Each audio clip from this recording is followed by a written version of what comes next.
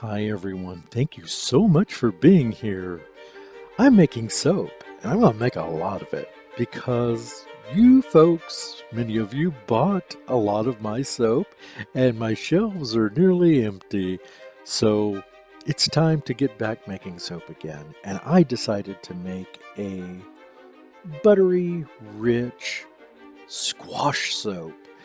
So I'll be using some of the most luscious butters that are used in soap because, well, for instance, you may not realize that shea butter doesn't fully saponify in cold processed soap, and that many of the benefits of shea butter survive and remain in the soap even after you've washed and bathed with it and rinsed it off.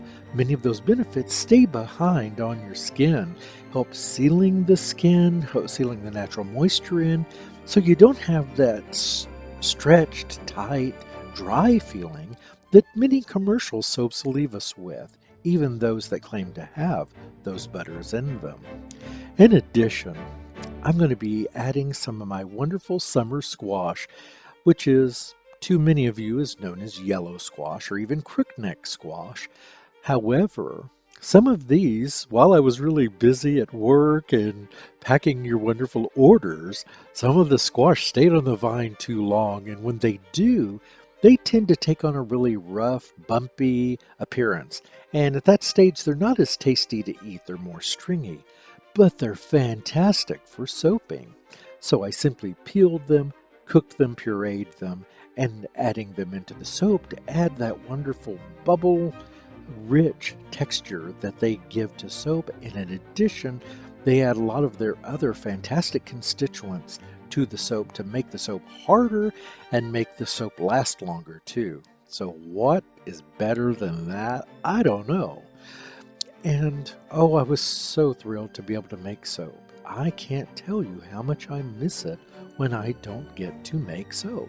It just leaves me feeling like I am unwhole. I mean that, it's just something that I need to do and didn't have the opportunity to. I was working, like I said, 8 to 10 hours, then getting off, and then working on those orders to get those shipments out in a timely manner. And still, the last one actually didn't ship until, or won't be shipping until later today, because had so much to do. And that's a good thing. But being able to get back to soaping is even better because, I don't know, it just brings me peace to be able to relax, to mix ingredients together, to watch them blend and become something new. And I'm not one that aims for artistic soaps. There are certainly plenty of you out there, and other soapers, doing this already and making it a great success.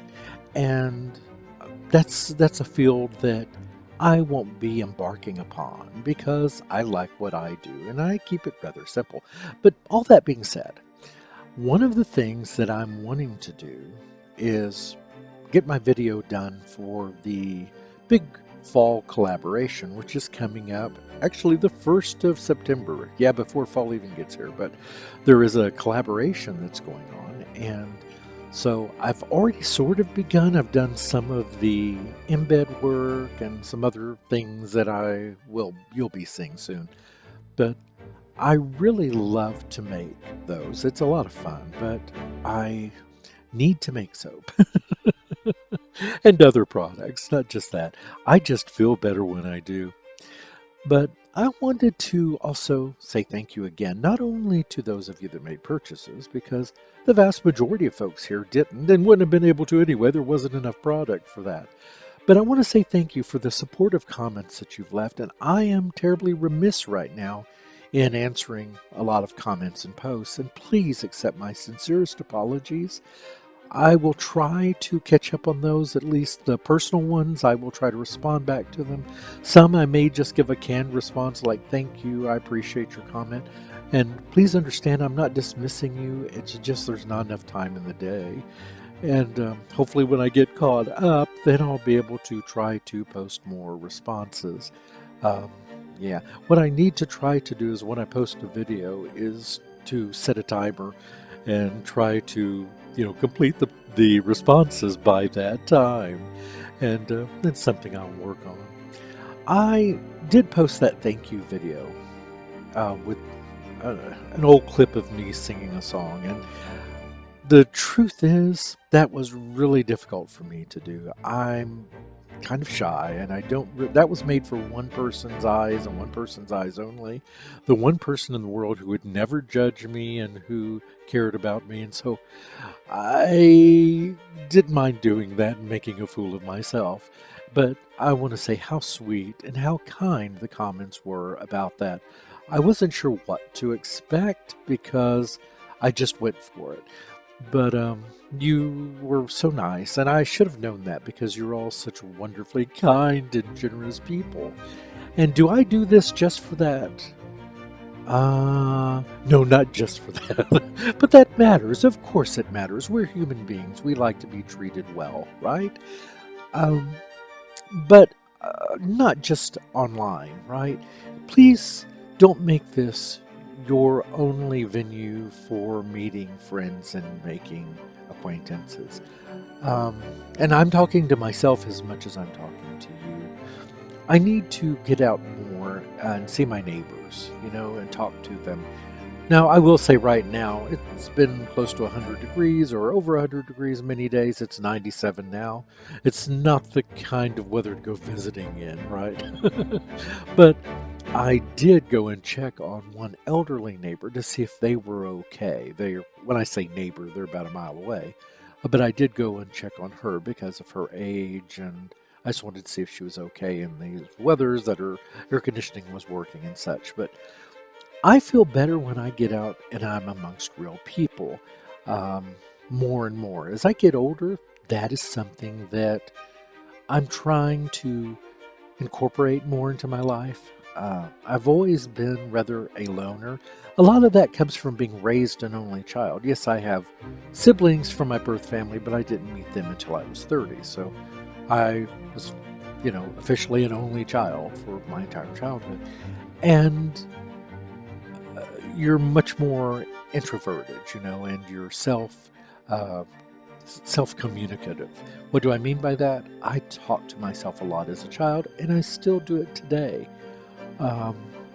And I've actually told myself to stop it, which is kind of absurd because when you're telling yourself to stop it, you're doing the very thing you're telling yourself to stop. I hope that makes sense.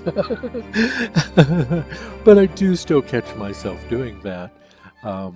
And sometimes it's positive and sometimes it isn't. So by getting out, talking to other people, I don't talk to myself so much. So yeah, there's that. But I would like to share that tip or that bit of advice with you all to try to get out and talk to people and meet others, especially if you're someone who has become more socially adept online. Don't forget about the real world. I'm not suggesting that these aren't real people, that you're not real people, that I'm not real people. Of course we are. But we're communicating sort of on a flat surface, on a one-dimensional surface, right? We can't touch one another's hand and offer support. We can't really look in each other's eyes and show the love, affection, or the things that we should show other human beings, our smiles and those sort of things. And even if you do share a smile in a video, well, that's one way. You don't know what the other person is feeling, or, you're not able to offer the support that maybe you would. So my point is that you shouldn't cut that out because I think it's a vital part of all of our lives, and we're too busy, right, to be outside all the time meeting new people. But do make an attempt. Really, even if you're just in a parking lot, wave to someone, say hello. If you're in the supermarket, it's okay to step next to someone and say, oh, I love those too.